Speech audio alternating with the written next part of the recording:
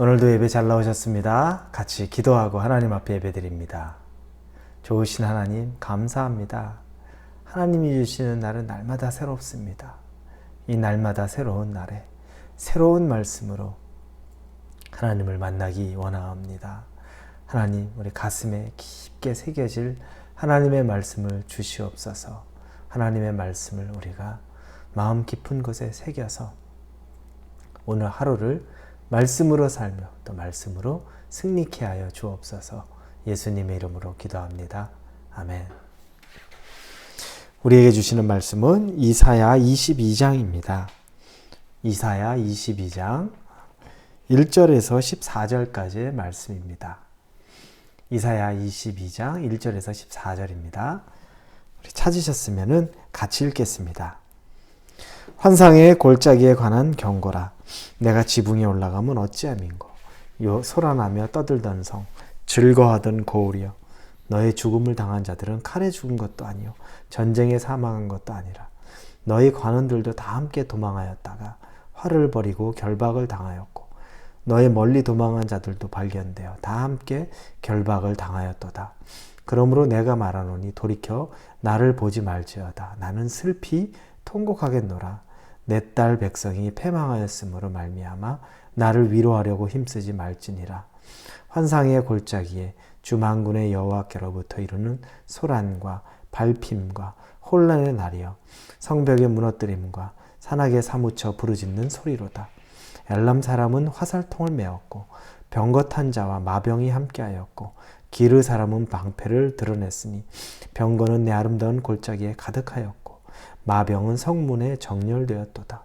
그가 유다에게 덮였던 것을 벗기매 그날에야 내가 숲을 곳간의 병기를 바라보았고 너희가 다윗성이 무너진 곳이 많은 것도 보며 너희가 아랫못에 물도 모으며 또 예루살렘의 가옥을 개수하며 그 가옥을 헐어 성벽을 견고하기도 하며 너희가 또 옛 못에 물을 위하여 두 성벽 사이에 저수지를 만들었느니라.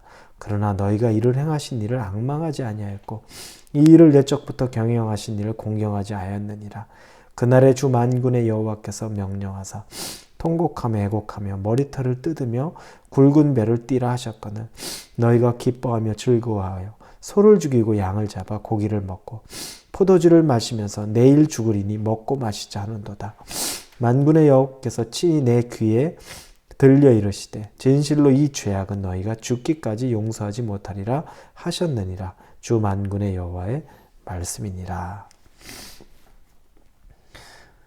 우리가 12장까지의 말씀을 보았는데 13장부터 21장까지의 말씀 중에 계속 반복된 것은 온 세계 열방을 향한 하나님의 어떤 징계에 대한 예언이었습니다. 그 나라들은 바벨론, 아수르, 블레셋, 모압, 다메섹, 구스, 애굽, 에돔, 아라비아 등등에 대한 그 나라들에 대한 예언입니다. 이 모든 나라들이 하나님에게 앞으로 받을 징계와 하나님의 그런 가혹한 벌들에 대한 것들을 이야기합니다. 그리고 오늘 본문에서는 이스라엘, 남유다에 대한 이 이야기, 징계에 대한 부분을 다시 말하고 있습니다.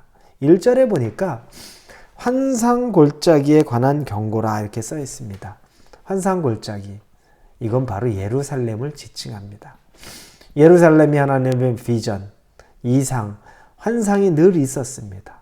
하나님의 존재가 있었던, 하나님의 임재가 있었던 것을 상징하는 말입니다.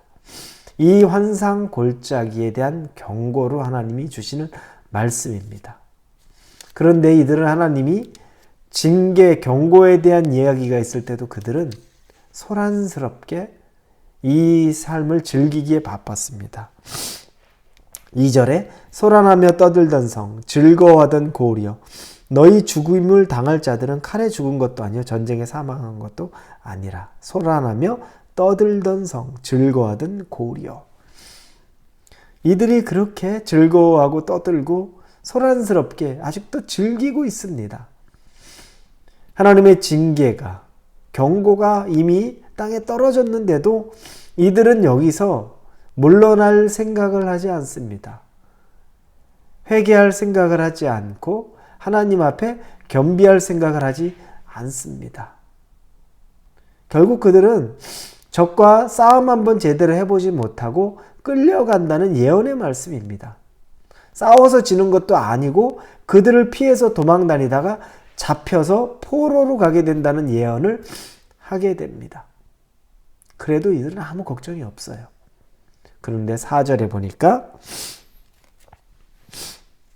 그러므로 내가 말하노니 돌이켜 나를 보지 말지어다. 나는 슬피 통곡하겠노라. 내 딸 백성이 패망하였으므로 말미암아 나를 위로하려고 힘쓰지 말지니라. 이사야의 고백입니다. 백성들은 슬퍼하지도 않고 통곡하지도 않고 애곡하지도 않고 회개하지도 않는데 정작 죄가 별로 없어 보이는 이사야는 정작 위로받기를 거절하면서 애통해합니다. 슬퍼합니다. 통곡을 합니다.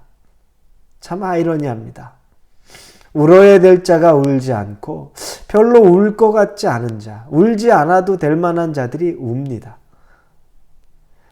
회개해야 되는 자는 회개하지도 않고 별로 회개할 게 없어 보이는 사람들이 더 많이 애통해하고 애곡하고 하나님 앞에 겸비합니다.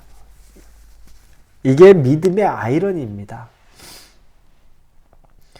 정상적인 사람, 하나님 안에서 정상적인 사람이면 늘 고개를 숙일 줄 알아야 되고 애통하는 마음이 있어야 되는데 그 사람들은 정말 하나님 앞에서 큰 죄를 날마다 지은 것 마냥 그렇게 애통해야 하는데 정말 큰 죄를 지은 사람들은 절대 그렇지 않습니다. 그래서 이사야를 보니 우리를 보는 것과 똑같습니다. 이 시대를 보는 것과 똑같습니다. 애통해야 할 만한 자는 애통하지 않고 반대로 그렇게 애통할 것 없어 보이는 자가 하나님 앞에 위로받기를 거절할 정도로 다른 사람들에게 애통해하고 통곡하는 모습이 나옵니다. 정작 이사야는 이렇게 마음이 애달고 마음이 급하고 또 마음이 슬픕니다. 그런데 남은 백성들은 12, 13절에 보니 정말 가관입니다. 그날에 주 만군의 여호와께서 명령하사 통곡하며 애곡하며 머리털을 뜯으며 굵은 배를 띠라 하셨거늘 너희가 기뻐하며 즐거워하여 소를 죽이고 양을 잡아 고기를 먹고 포도주를 마시면서 내일 죽으리니 먹고 마시자 하는도다. 하나님이 회개하라고 12절에 말했습니다. 굵은 베옷을 입고 회개하라. 회개하라고 말씀하신 이유는 뭐죠? 용서해 주겠다는 전제가 있어요. 너희가 회개하기만 하면 잘못했다고 시인하기만 하면 내 앞에 엎드려지기만 하면 나는 너희들에게 무조건 용서해 줄 거야. 기회를 줄 거야. 살려줄 거야. 하나님이 기회 주지 않고 살려주지 않고 용서하지 않을 거면 이렇게 회개하라고 돌이키라고 말하지 않아요. 그냥 그들을 쳐서 멸해버리면 끝입니다.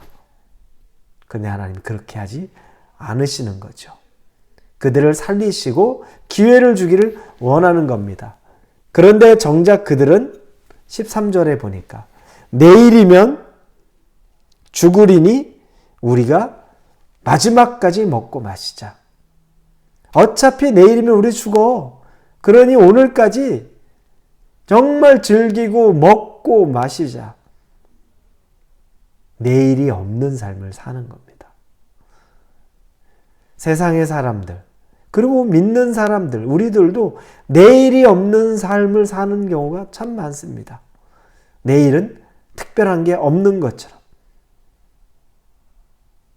그냥 오늘이 마지막이라는 생각으로 즐기기에 바쁩니다. 여러분, 회개에는 기회가 있습니다. 때가 있습니다. 회개해야 될 때가 있고 엎드려져야 될 때가 반드시 있습니다. 이들은 지금 기회를 놓치고 있습니다.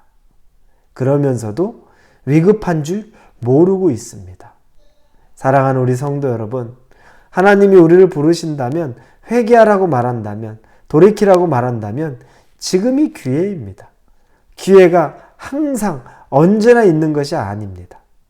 하나님의 14절의 말씀을 보면 정말 섬찟합니다. 만군의 여호와께서 친히 내 귀에 들려 이르시되 진실로 이 죄악은 너희가 죽기까지 용서하지 못하리라 하셨느니라. 주 만군의 여호와의 말씀이니라. 하나님 이사야의 귀에 선명하게 들려 말하는 건 이 죄악은 내가 돌이키라고 말했는데 돌이키기는커녕 내일이 마지막이니 오늘까지 마음껏 즐기자. 하나님에게 정면으로 대항하던 이 마음, 이 행위를 보신 하나님이 하시는 이야기는 너희가 죽기까지 용서하지 못하리라 하셨느니라. 주 만군의 여호와의 말씀이니라. 하나님의 분노가 보입니다. 우리에게 기회가 주어질 때 회개하고 돌이키고 엎드려져야 됩니다. 하나님의 분노를 자아내지 않고 하나님의 인내를 이용하지 않고 기회를 주시는 것, 돌이킬 기회를 주실 때 감사함으로 또 두렵고 떨림으로 돌이킬 수 있는 저와 여러분이 되기를 주님의 이름으로 축원합니다. 기도합니다.